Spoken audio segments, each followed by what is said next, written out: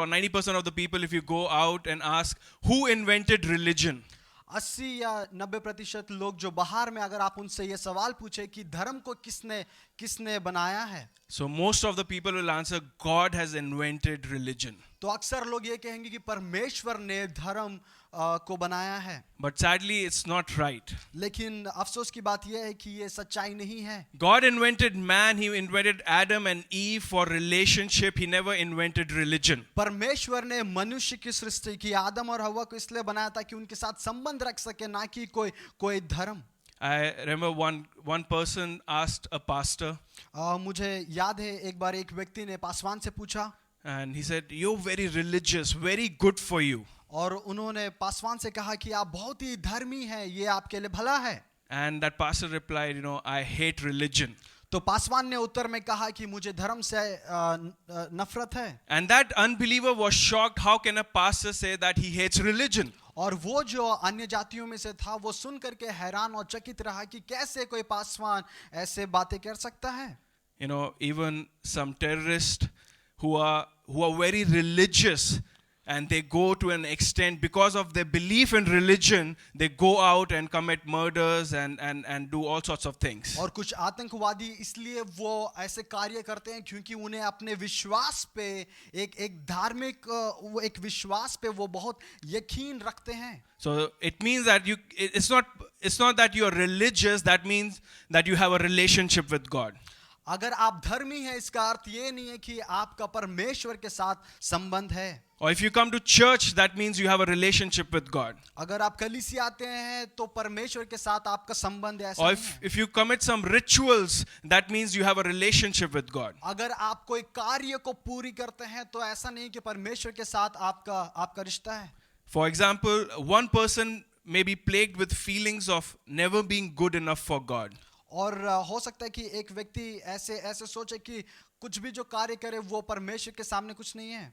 While the next person may be infected with self-righteousness and false holiness. और हो सकता है कि जो दूसरा व्यक्ति है वो खुद की धार्मिकता में बहुत ज्यादा ध्यान देता है. So in many ways, religion is deadly. It can do nasty things, and often we see Jesus was all his life when he was here, he was fighting with the religious leaders and with the system of religion. किसी भी तरीके से जो धार्मिकता है वो बिल्कुल भी अच्छा नहीं है. हमने बार-बार परमेश्वर के वचन में यीशु मसीह को देखा कि अक्सर वो धार्मिक गुरुओं को जा करके वो उनके विरोध में रहते थे. And the ones who crucified Jesus were the very religious people who were with their passion put Jesus on the cross. और जिन्होंने प्रभु यीशु मसीह को क्रूस की वो ताड़ना दी, वो भी बहुत ही धर्मी जनों में से थे.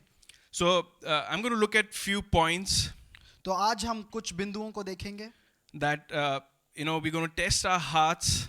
आज हम अपने मनों को जांचेंगे. And we're going to find if there's any spirit of religion hiding within us without a relationship, that Christ will do an X-ray of our hearts. और आज हम इन बातों पे ध्यान देंगे कि अगर हमारे हृदय में कोई ऐसी केवल धर्म की बातें हैं, ना कि रिश्ते की. So and I believe in the end will produce freedom. और अंत में हम विश्वास करते हैं कि वो एक आजादी स्वतंत्र को उत्पन्न करेगा. So my first point is if I am infected with religious spirit, one of the first things will be I'll be self-righteous. और अगर संबंध के बदले अगर केवल धार्मिक में अगर मैं ध्यान दूं तो मैं केवल खुद की धार्मिकता पे मैं विश्वास करूंगा. So that'll be the first thing. और वही पहला चीज होगा. I think I'm better than others. और हम ये सोचने लगेंगे कि मैं औरों से बेहतर हूँ. Or I read the Bible more than others. या फिर मैं औरों से ज्यादा बाइबल का अध्ययन करता हूँ. Or I do this and this and this more than other people, and I have a special standing with God. या फिर हम सोचते हैं कि मैं ऐसी चीजें औरों से अलग करता हूँ. इसका अर्थ ये है कि मेरा परमेश्वर के सामने ज्यादा महत्व होता है. And often self-righteousness leads into isolation. A person who's self-righteous cannot make relationship with others. और अक्सर जो खुद की जो धार्मिकता होती है वो परमेश्वर के साथ संबंध में आगे बढ़ने में रुकावट बनता है. And even self-righteousness goes to a point where you do not believe in the finished work of Jesus Christ, but you go away from that grace which you have received and go away and start depending on your own और righteousness. कई बार जब अपनी किए हुए कार्यों पे या अपनी धार्मिकता पे ध्यान देते हैं तो परमेश्वर यीशु मसीह ने जो क्रूस पे कार्य किया है उसको भी हम नजरअंदाज कर देते हैं. You know, one of the perfect examples is a rich young ruler in the Bible. और एक अच्छा उदाहरण है एक धनी व्यक्ति का. He comes to Jesus वो यीशु मसीह के पास आता है and he comes in his own righteousness. और वो खुद की धार्मिकता में वो आता है. He says, from my childhood I have done this and this and I have kept all the law. और उसने कहा कि मैं बचपन से मैंने ये सारे नियमों का पालन किया है.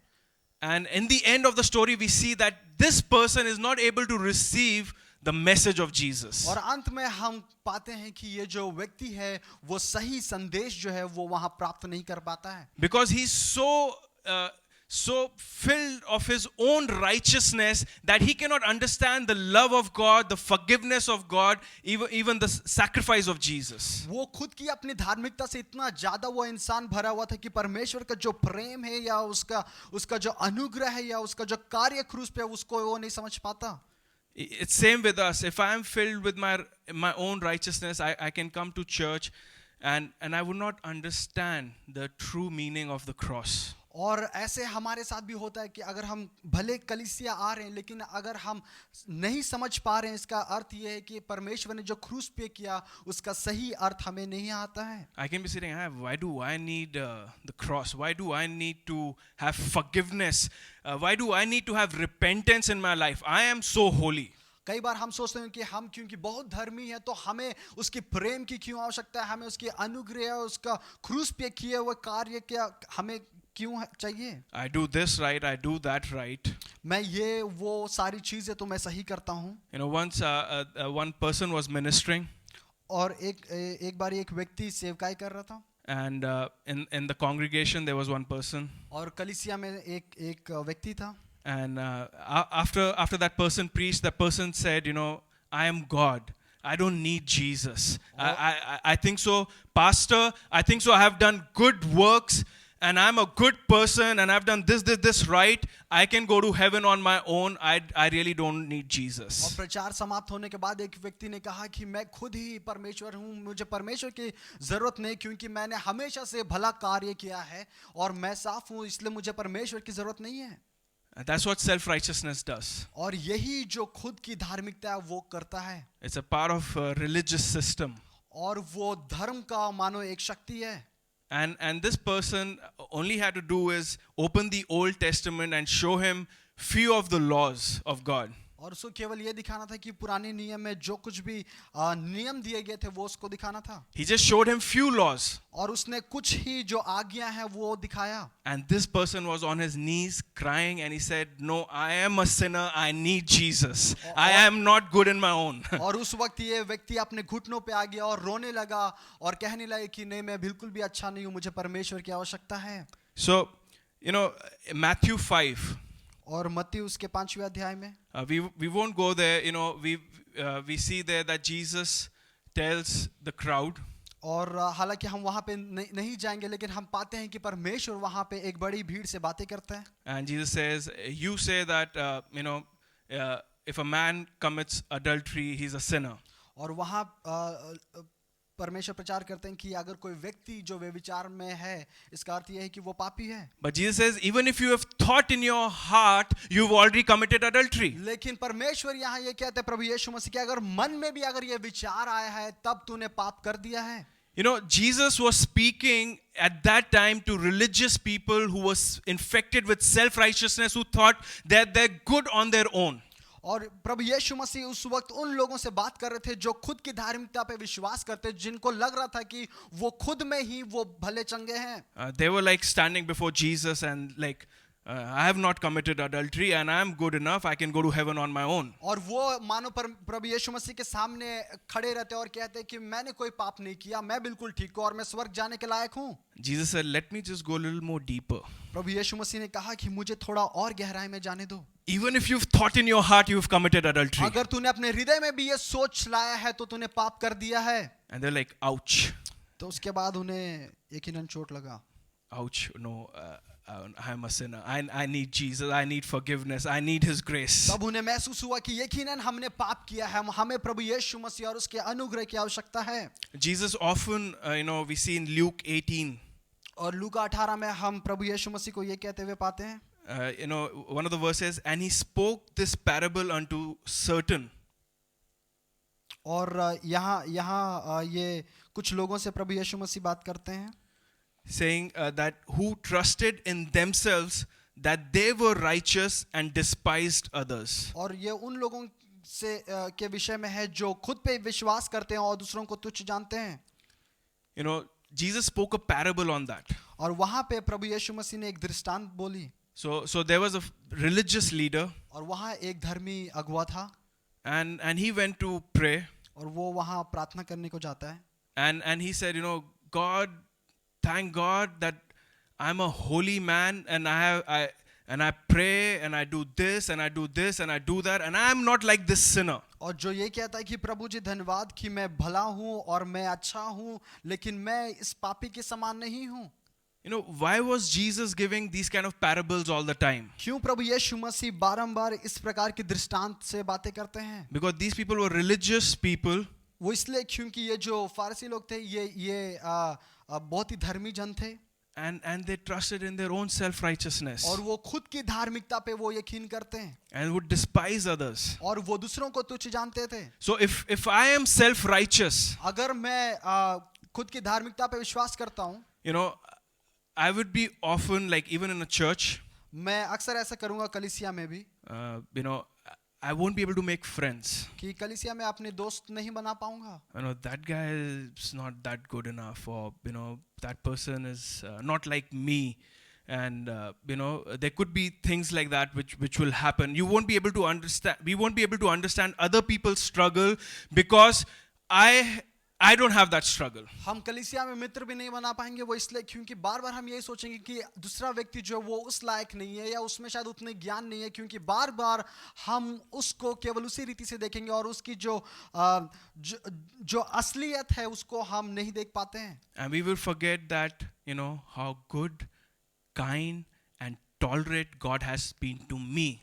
और हम भूल जाते हैं कि कैसे परमेश्वर बड़े ही दीनता के साथ और करुणा से वो हमारे साथ व्यवहार किया है। If I forget that where God picked me up from, अगर हम ये भूल जाए कि परमेश्वर ने हमें कहाँ से उठाया है, and that happens if we get infected with religious self-righteousness. और ये अक्सर ऐसे ही होगा अगर हम खुद की धार्मिकता पे विश्वास करने लगे। God picked me up. I was a drug addict, messed up. I was living a messed up life, and now I come to Christ and He washes me clean, and somehow I am walking right.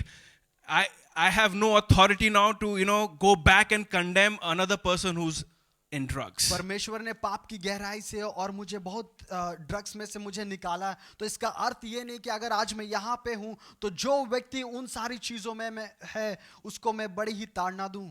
But often it happens when a religious spirit comes. लेकिन अक्सर ऐसा होता है जब खुद की धार्मिकता पे हम विश्वास करते हैं, We forget that God has been so kind to us. हम भूल जाते हैं कि परमेश्वर ने बड़ी ही दीनता के साथ हमें ग्रहण किया है। And a religious person will start looking at minute wrongs and evils and any small struggles of other people and look it with a critical eye and judgmental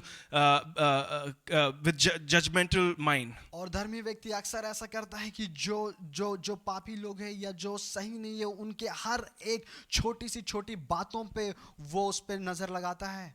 My second point मेरा दूसरा बिंदु is that religion, when we become comfortable with religion, जब हम धर्म के साथ बहुत ही आराम स्थान पे जाते हैं, first is self-righteousness. पहला जो खुद की धार्मिकता, second deadly thing of religion is just being comfortable. और दूसरा सबसे खतरनाक ये हो सकता है कि धार्मिक चीजों में हम बहुत ही आराम या विश्राम पाते हैं। We don't want to be challenged by the word of God. हम परमेश्वर के वचनों से हम प्रेरित नहीं होना चाहते हैं। We don't want transformation. हम बदलाव नहीं पसंद करते हैं। We do not want any ongoing relationship with Jesus. और प्रभु यीशु मसीह के साथ एक संबंध को चलता हुआ हम नहीं रखना चाहते हैं। We just want to practice rituals. We just want to be comfortable in rituals. हम केवल रीति रिवाज को बार बार करना चाहते हैं क्योंकि उसमें हम आराम पाते हैं। Rituals are easy. Just do the rituals, and if I do these rituals, I'll be blessed. और रीति रिवाज अगर हम करें तो हमें लगता है कि मैं आशीषित होऊंगा। You know, but I don't want any commitment. लेकिन मैं किसी भी प्रकार का कोई कमिटमेंट नहीं करना चाहता। It's like the way I don't want to go. I want to look at a story in Judges 17. और न्यायों की पुस्तक उसका 17वां अध्याय देखना चाहते हैं। You know, there's a story of this man called Micah. और यहाँ पे मीका का विवरण है। And this is a quite a amazing story. और ये बहुत ही अनोखी कहानी है। A few verses, और कुछ ही हम आयतें देखेंगे। and but it's in God has ordained this story to be there in the Bible. लेकिन परमेश्वर ने फिर भी इस कहानी को यहाँ पे रखा है। I'll just narrate the story. I won't read the entire chapter, but just narrate the story. और इस वक्त हम इसको पूरा नहीं पढ़ेंगे लेकिन हम थोड़ा बहुत इसमें से बताएंगे। We see that this man named Micah, और यहाँ हम पाते हैं एक मनुष्य जिसका नाम मीका है, who lived in a region of tribe of Ephraim. और वो इफ्रेम की वो घराने से था। He stole 1100 silver shekels from his mother. और वो 1100 टुकड़े चांदी से तुला गया था। But when his mother cursed the person who has stolen, और जब उसकी माँ ने शाप दिया जिस व्यक्ति ने भी इसे चुराया है, he came back and returned those 1100 shekels to his mom. तो वो वापस आता है अपनी माँ के पास और जो 1100 टुकड़े चांदी के उसने चुराए थे वो उसे वापस देता है। Then the mother consecrated that money to God. तब जो माता ने वो सारा निकाल करके परमेश्वर को भेंट में चढ़ाया, for the purpose of creating a carved image of a silver idol. ताकि उससे एक मूर्ति बना जा सके। And she gave 200 shekels to the silversmith who made them into a carved image of an idol. और 200 जो टुकड़े थे उसने मूर्त खोदकार को दिया ताकि वो उसे बना सके। And this idol was placed in Micah's house. और वो मीका के घर पे रखा गया। And even Micah made an ephod and an ephod with it. और उसके बाद मीका ने उसको लिया और रखा। And then Micah got one of his sons, और उसके बाद मीका का एक पुत्र, who was a wandering Levite, जो लेवी के घराने से था, you know, made him a priest over his house.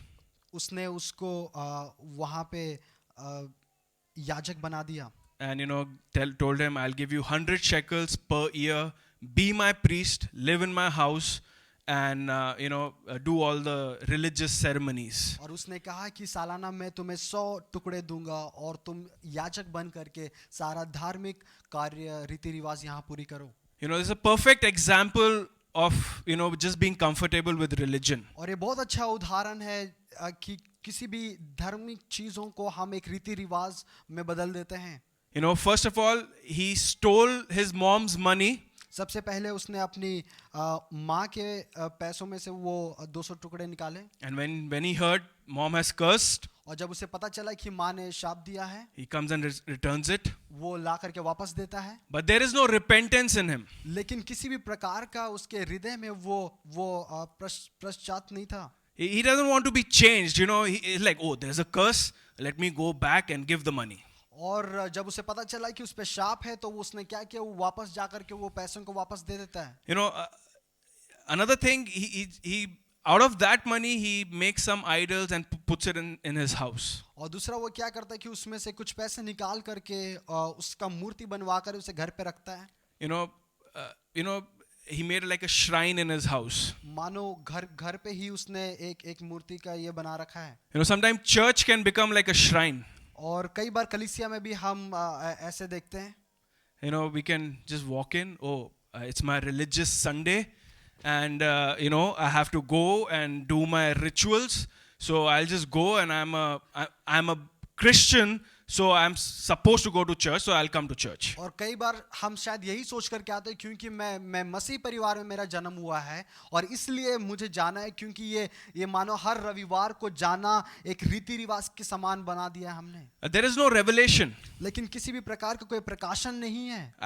As a ritual, I read my Bible. और केवल एक रीति रिवाज की तरह हम बाइबल को पढ़ते हैं। Every morning I'm supposed to read one chapter of the Bible. हर सवेरे हमें एक अध्ययन को पढ़ना है। I don't want God to speak to me. मुझे नहीं पता कि परमेश्वर हमसे बात करेगा या नहीं। I don't want any transformation. मुझे कोई किसी भी प्रकार का बदलाव नहीं चाहिए। I don't want any revelation to come. मुझे कोई प्रकाशन नहीं चाहिए। But I want to go through the motions. I want to just go through the, my rituals. लेकिन बस मुझे एक रीति रिवाज की तरह इसे पूरा करना है। Prayer can also become like that. कई बार हमारी प्रार्थनाएं भी ऐसी हो सकती है। So there's, and on top of this, और इसके उपरांत, he appoints a priest. और वहां पे उसने एक याजक को रखा। This is very important to understand. और ये बहुत ही जरूरी है समझना। We can come to the church. हम कलीसिया आ सकते हैं। Pastor, I'm giving my tithe. Paswan, मैं अपना दशवांश को देता हूँ। Here's my offering. और ये मेरा दान है। This guy also did. He said, here I pay you 100 shekels. Be my priest. What I tell you, you do. और यहाँ पे मीका ने भी यही कहा कि मैं तुम्हें याजक यहाँ पे नियुक्त करता हूँ 100 टुकड़ों में, और तुम वही करोगे जो मैं तुमसे कहता हूँ। Instead of God leading him, he's leading God now. और परमेश्वर उसकी अगुवाई करे ऐसा नहीं, लेकिन वो ये कहता है कि जैसा मैं तुम्हें बताऊं वैसा करो। Church should be like this. God, you do this and this, and don't do anything with me. I don't want to change. And we trying to change God instead of us. कई बार हम परमेश्वर का जो कार्य है वो हम उसके विपरीत करते हैं और हम परमेश्वर से कहते हैं कि ऐसे ऐसे चीजों को करना, ना कि वो जो करना चाहते हैं उसे हम होने दें। Many times that's what happens. Some people come and tell pastor, and I don't know if Pastor Victor, Pastor, I'm doing my duty. Don't challenge me. Don't this thing. I'm doing a favor by coming to church, and I'm filling your seat is a big thing I'm doing. कई बार अगर पासवान लोगों से कहते हैं तो लोग वापस आकर के ये कहते हैं कि आप हमें बदलने वाली बातें ना करें या चेतावनी करने वाली बातें ना करें, लेकिन अगर हम आ रहे हैं तो यही आपके लिए बड़ी बात है कि हम चर्च में आते हैं और बैठते हैं। But there's no relationship with God. लेकिन परमेश्वर के साथ कोई संबंध नहीं है। Or there could be another thing. या फिर कुछ और भी हो सकता है। I could come to church like this guy made a shrine. कि मैं केवल कलीसिया आ सकता हूँ नाम मात्र। This guy made a shrine and got a priest because somehow he thought he can attain some blessings. और इस मीका ने क्या किया कि एक मूर्ति को रखा और सोचा कि ये करने से शायद यहाँ पे आशीषें होंगी। So my purpose of coming to church is, if I don't go to church on Sunday, I won't get blessings. कुछ हो जाएगा, something bad will happen. So I need to go to church and do my rituals, but nothing to do with God. तो कई बार जब हम कलीसिया आते हैं तो शायद इसी सोच विचार के साथ आते हैं कि अगर हम नहीं कलीसिया गए तो शायद हमारी आशीष चली जाएगी, या फिर अगर हम नहीं जाते हैं तो हो सकता है कि परमेश्वर कुछ बुरा कर दे या नाराज हो जाए, लेकिन परमेश्वर के साथ किसी भी प्रकार का संबंध से हमें मतलब नहीं होता। Sometimes it is also motivated by fear that I will lose that or this if I don't go and do my ritual. कई बार बहुत सारी चीजें हम इसलिए करते हैं क्योंकि जो एक डर है या भय हमारे मन में होता है कि अगर हम ये नहीं करें तो ऐसा शायद हो जाए। We see with that rich young ruler also. और वही हम धनी विद्वान के साथ हम देखते हैं। Maybe he kept all the laws because he had a lot of money, and he was like, I have so much of money, and if I don't do all this, maybe my money will go. He didn't want to have a relationship with Jesus, but it was all motivated by fear to, keep something he had. धनी व्यक्ति ने शायद इसलिए सारे नियमों का पालन किया क्योंकि उसके पास बहुत ज्यादा धन था और शायद उसके जीवन में डर था कि अगर मैं ये सब ना रखूं तो शायद जो भी धन है वो सब चला जाएगा। Am I making sense here? So I just want, to test our hearts. I want to test my own heart. Why am I worshiping? Why am I coming to church? Why am I, reading my Bible? Is it a relationship, or is it motivated by fear, or is it motivated by some other reasons? तो मैं अपने मनों से और आप सबों से बातें करना चाहता हूँ ये जानने के लिए कि हम कलीसिया क्यों आते हैं, क्योंकि परमेश्वर से हम प्रेम रखते हैं, प्रीति रखते हैं, संबंध रखते हैं, इसलिए, या कहीं कोई डर या कोई प्रकार का केवल धार्मिकता का एक रीति रिवाज पूरा करने के लिए? You know, Moses said मूसा ने कहा in Exodus 33, Nirgaman, निर्गमन में बताया that he said, Lord, if we don't go to promised land, it's okay. कि अगर हम वाचा के देश में नहीं प्रवेश करते हैं तो ये ठीक है, But if you will not go with us, he said, I am not going. लेकिन वो ये कहता है कि अगर आप हमारे साथ ना चले, अगर मेरे साथ ना चले, तब मैं वहां प्रवेश ना करूं। What a heart Moses had. क्या ही हृदय था यहाँ मूसा का। He's been working hard, he's been walking, he's been doing so X, Y, Z to reach that promised land. वो इतना मेहनत और परिश्रम करता है कि वो जो वाचा का जो स्थान है वहां तक वो पहुंच सके। And he's like, God, I don't want to go there if you're not with me. If you're not going to, your presence is not going to go with me, I am not stepping forward. लेकिन वो परमेश्वर से ये कहता है कि प्रभु अगर आपकी उपस्थिति और आप अगर हम मेरे साथ ना चले तब मेरा जाना वहां व्यर्थ होगा। What a heart Moses had. क्या ही हृदय था यहाँ मूसा का। He was not lured by, all the honey and all the milk which was flowing in the promised land. वहां पे जो मधु और जो दूध की नदियां बह रही थी वो सबसे वो प्रेरित नहीं होता है। His gold and silver was in the Lord. He really understood God. He spoke to him face to face. He was a friend of God, Bible says. उसका सोना और चांदी प्रभु में था, परमेश्वर पे उसका विश्वास था और वो परमेश्वर से वो वार्तालाप करता और वो उसका मित्र था। My third point. मेरा तीसरा बिंदु, if there are many genuine seekers who are seeking the Lord. और बहुत सारे लोग हैं जो सही मायने में परमेश्वर को ढूंढते हैं।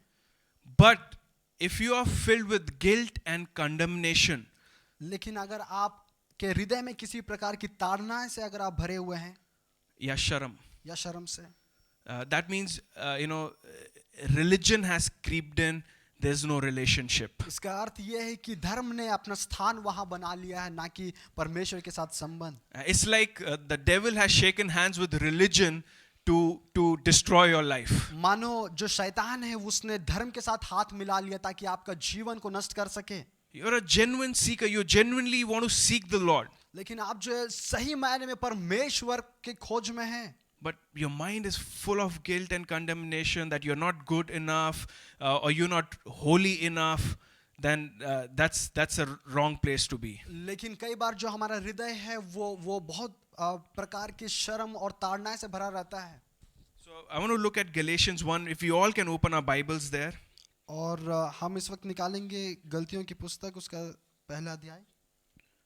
If anyone wants freedom from religion, Galatians chapter 3 is the best. और अगर कोई इन सारी चीजों से निजात पाना चाहते तो गलतियां उसके तीसरे अध्याय बिल्कुल सही होगा पढ़ने के लिए। I'm going to read few verses and just while the verses I read, I'm going to explain some of the verses. और इसमें से कुछ वचनों को हम पढ़ेंगे और जैसे मैं पढ़ूंगा वैसे मैं इसका विवरण भी दूंगा। First we're going to read 1 to 5 and then 9 to 12.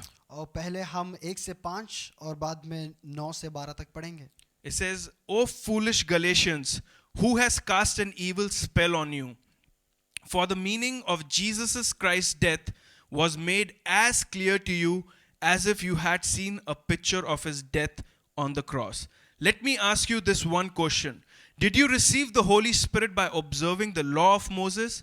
Of course not. You received the Spirit because you believed the message you heard about Christ. How foolish can you be? After starting your new lives in the Spirit, why are you now trying to become perfect by your own human effort? Have you experienced so much for nothing? Surely it was not in vain, was it? I ask you again, does God give you the Holy Spirit and work miracles among you because you obey the law? Of course not. It is because you believe the message you heard about Christ. We won't read it in Hindi.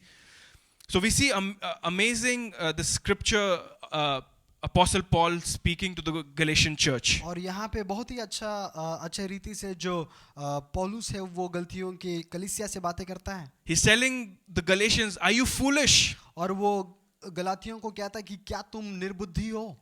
Who has cast a spell on you? Who's done witchcraft on you? क्या किसी ने तुम पे मोह कर दिया है कि तुम इस प्रकार बन गए हो? That you started your Christian life by spirit. You started your Christian life by what Christ did for you. कि तुमने अपना मसीही जो जीवन है वो आत्मिक के साथ शुरू किया था, जो प्रभु यीशु मसीह ने किया उसको देखकर.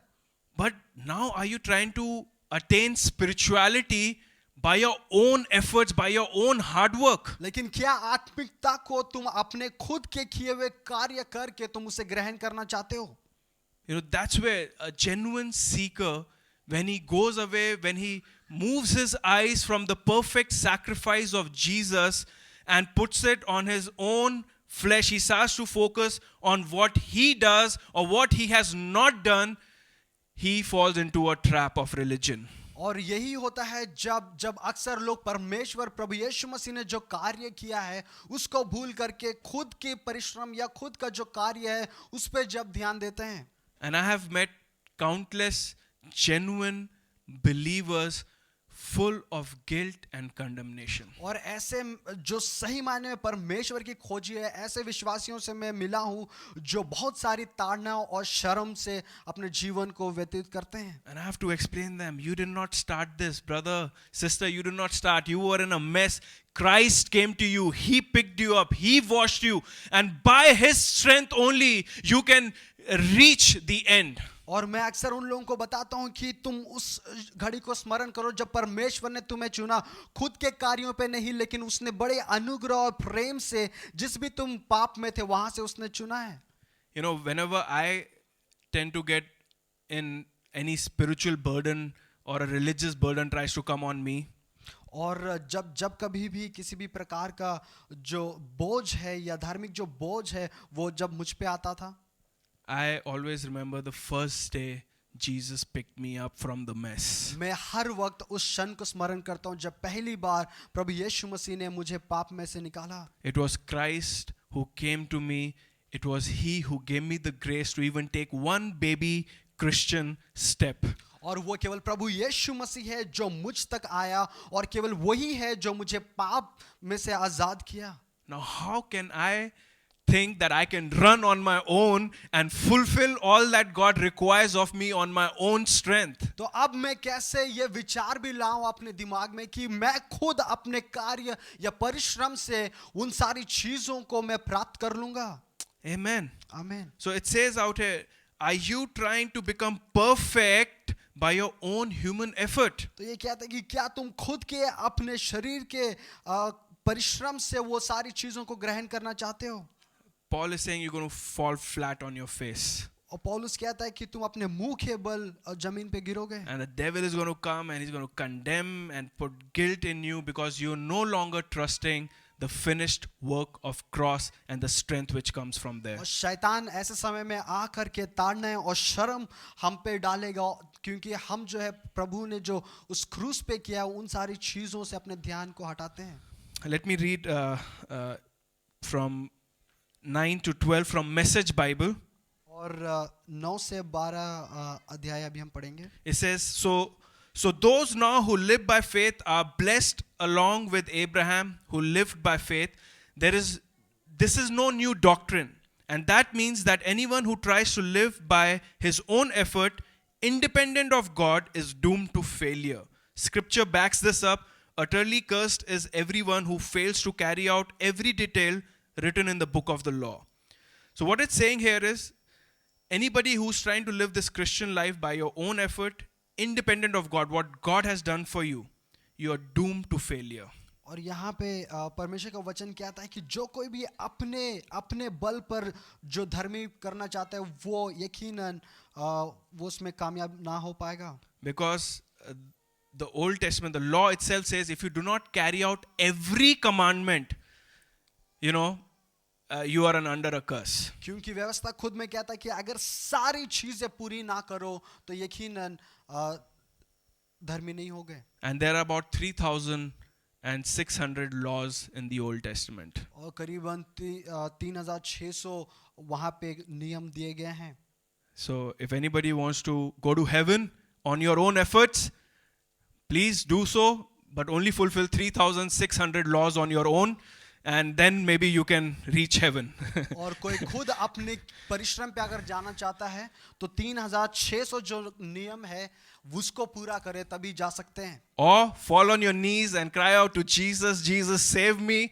Your sacrifice is enough for me. Your blood was shed for me. And that very moment, your sins will be forgiven and the doors of heaven will be या opened for अपने you. घुटनों पर आकर के प्रभु के सामने गिड़गिड़ाए और बोले कि प्रभु केवल आपकी वजह से आज मैं स्वर्ग का भागी हो सकता हूँ. All those who trust in good works, that by my good works I will go to heaven, they just follow 300 and 600 laws. You know. जितने लोग विश्वास करते हैं कि मैं भले कामों की वजह से मेरे कर्मों की वजह से स्वर्ग जा सकते हैं वो 3600 जो यहाँ पे दिए गए नियम है उस व्यवस्था को पूरा करें. It's like climbing a rope which reaches all the way to heaven. You can keep climbing, you know, you can, and you will never reach there. और हो सकता है कि मानो ये ऐसा है कि एक रस्सी है जिससे आप स्वर्ग को पहुंचने की कोशिश कर रहे हैं जहां बहुत परिश्रम कर रहे हैं लेकिन नहीं हो पाता.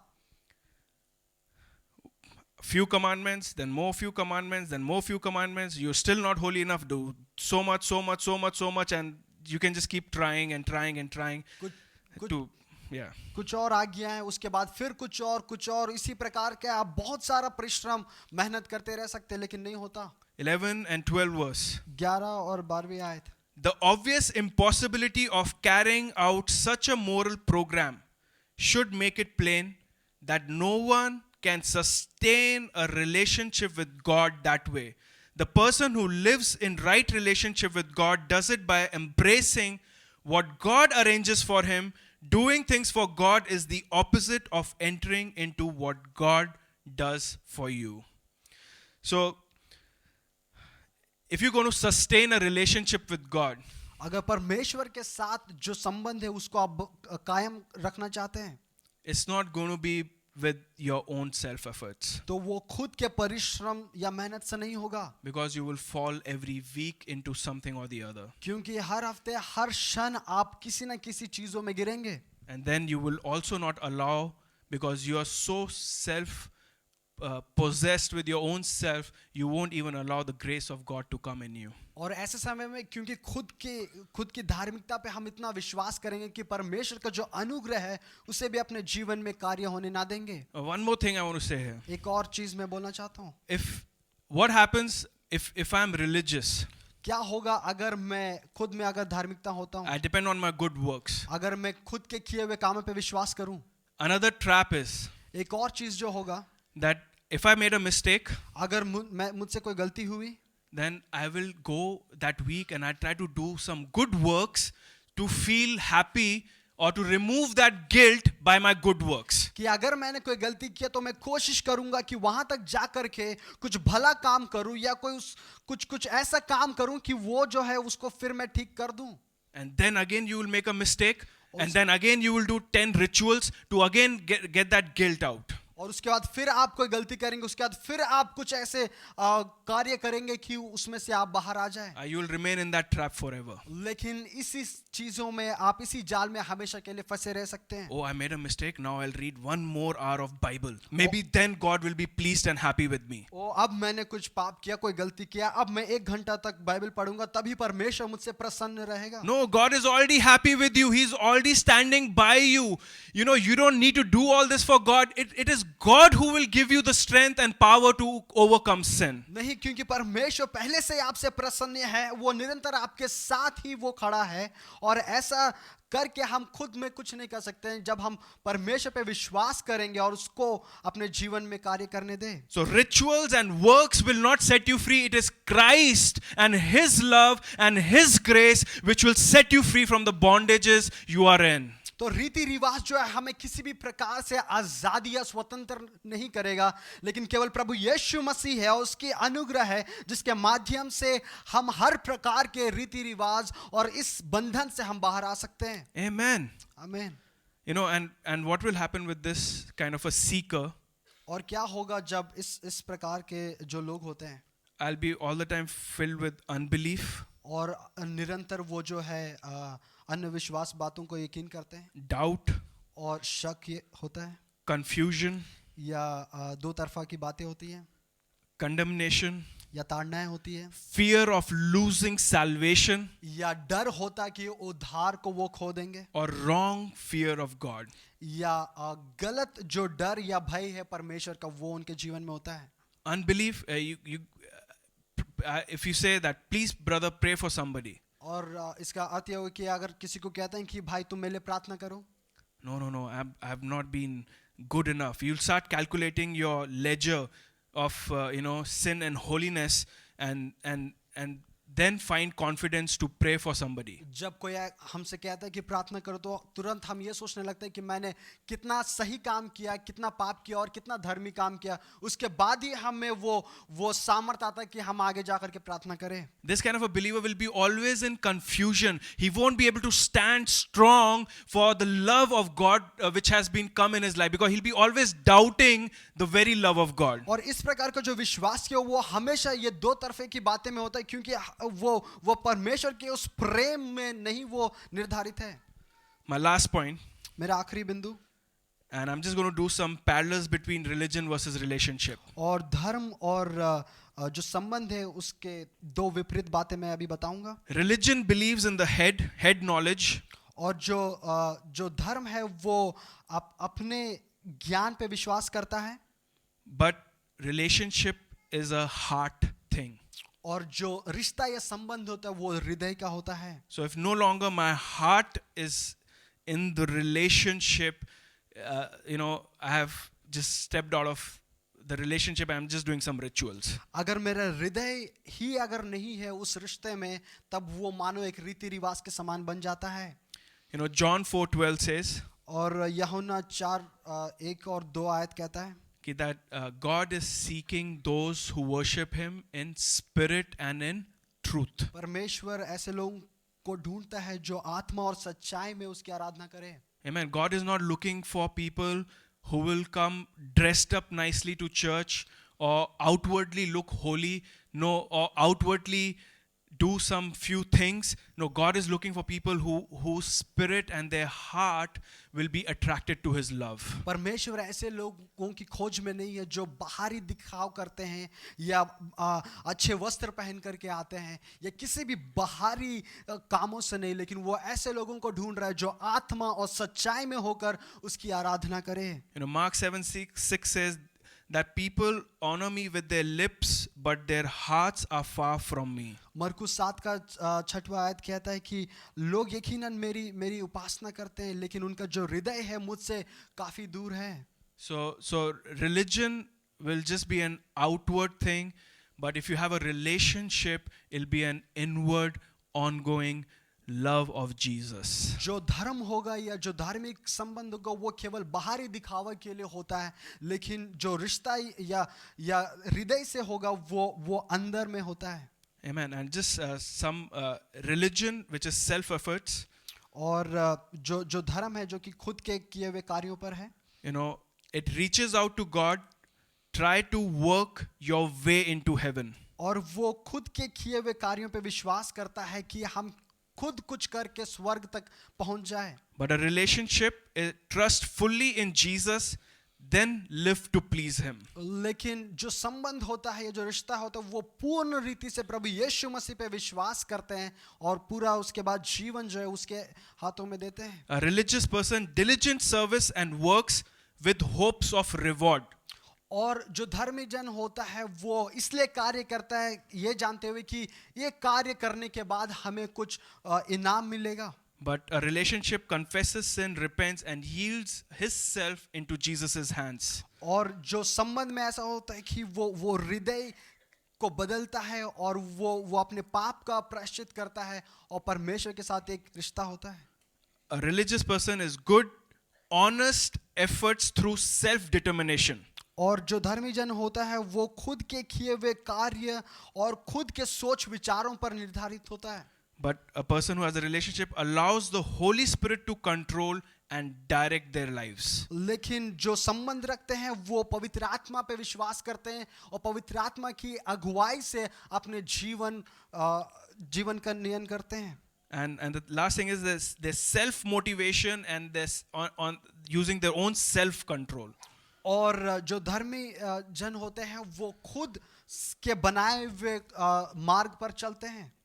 But the result is in a religion, apathy, failure, chronic guilt, eternal separation from God. और इसका जो कुछ परिणाम ये होगा कि जो भी वो कार्य कर रहा है वो उसमें कभी भी सफलता नहीं हो पाएगा. But when a relationship with Jesus, there's love, joy, peace, freedom, victory, power. लेकिन जब प्रभु यीशु मसीह के साथ संबंध होता है उस वक्त प्रेम, आनंद, शांति, आजादी और मानो एक सामर्थ और शक्ति साथ में होता है. The last parallel I want to give, and I want to end. जो एक आखिरी बात मैं बोल करके समाप्त करना चाहता हूँ. Just imagine two pyramids. और आप दो पिरामिड को सोचें. There's one pyramid here, another pyramid this side. और एक इधर और दूसरा दूसरे तरफ है. At the bottom of religious pyramid is guilt, fear, good works, and then pride. और जो धर्म का बना हुआ जो पिरामिड है उसमें मानो कि डर है और shame और जो शर्म है और खुद Good के works. किए हुए काम and then pride. और उसके बाद जो है उसमें घमंड है. So religion motivates you by guilt, और जो धर्म का जो कार्य होता है उसमें शर्मिंदगी होती है. then it releases fear, उसके बाद वो डर को उत्पन्न करता है. and because of that fear, now you do good works, और क्योंकि उसने डर को उत्पन्न किया है इसलिए आप कुछ भले काम करते हैं. and after you've done your good works, you like pat on your back, well done, be proud of yourself. और क्योंकि आपने भला काम किया है इसलिए खुद की वाहवाही करते हैं और वो घमंड जीवन में आता है. But on the pyramid of relationship, लेकिन जब एक रिश्ते की जो पिरामिड है the base, there is also guilt, और वहां पर भी यकीनन वो शर्म है there is fear, और वहां भी डर है. then there is relationship with Jesus, उसके बाद प्रभु यीशु मसीह के साथ संबंध है. and then there is good works. उसके बाद भले कार्य है. What I mean is, humans' normal tendency is fear and guilt. और अक्सर इंसानी फितरत में डर और जो शर्म है वो होता है. What if people find out who I really am? And if what will happen of my future? So there's guilt and fear automatically in human nature. डर और शर्म जो है वो इंसानी फितरत है. वो इंसान में होता है कि अगर लोग जान जाए कि मेरी सच्चाई क्या है या मैं अंदर से कैसा हूँ. But this person comes to Jesus. Jesus' love sets him free and inspires him, changes him, and automatically comes is good works. और ये यहाँ एक जन जो है प्रभु यीशु मसीह के पास आता है जो उसके प्रेम और उसके अनुग्रह को ग्रहण करता है. तब यकीनन उसका जीवन से भले कार्य उत्पन्न होंगे. Amen. आमीन. Can we stand this morning? आइए हम सब अपने स्थानों पे खड़े हो जाएं. As we are standing, I just want to read this scripture और जैसे हम खड़े होते हैं मैं कुछ ये पढ़ना चाहता हूँ. from Matthew 11:28. और मत्ती 11 उसका 28. It says, "Are you tired, worn out, burnt out on religion?" This is Jesus's words. "Come to me, get away with me, and you will recover your life. I will show you how to take real rest. Walk with me and work with me. Watch how I do it. Learn the unforced rhythms of grace. I won't lay anything heavy or ill-fitting on you. Keep company with me, and you will learn to live freely and lightly." यहाँ परमेश्वर का वचन कहता है, सब परिश्रम करने वालों और बोझ से दबे हुए लोगों मेरे पास आओ, मैं तुम्हें विश्राम दूंगा. मेरा जुआ अपने ऊपर उठा लो और मुझसे सीखो, क्योंकि मैं नम्र और मन में दीन हूँ, और तुम अपने मन में विश्राम पाओगे, क्योंकि मेरा जुआ सहज और मेरा बोझ हल्का है. Amen. If you are worn out today, अगर आप बोझ से दबे हुए हैं आज, and if you've just been going through the rituals and the motions, या आप केवल रीति रिवाज को पूरा कर रहे हैं, Jesus is saying, "Come with him." प्रभु यीशु मसीह कहता है कि आओ मेरे साथ आओ. Jesus is saying, "Become my friend, walk with me, और प्रभु यीशु मसीह कहता है कि मेरा मित्र बनो और मेरे संग चलो work with me. और मेरे साथ चलो. I will show you how to live free and right."